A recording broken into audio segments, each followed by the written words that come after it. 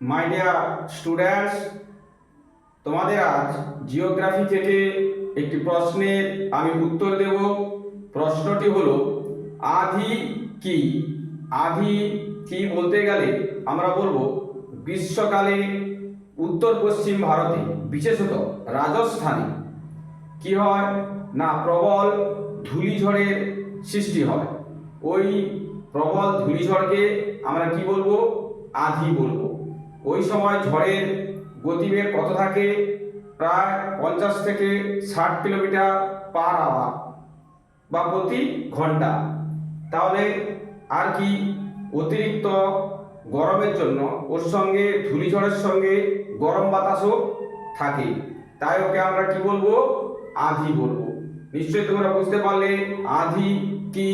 পরীক্ষা করলে সুন্দরভাবে তোমরা লিখে আসবে। যদি বোঝার কোনো অসুবিধা হয় তাহলে তোমরা কমেন্ট করবে, আর যদি বুঝতে পারো চ্যানেলটা ফলো দিয়ে সাবস্ক্রাইব করে পাশে থাকবে পরের প্রশ্নের উত্তর পাওয়ার জন্য।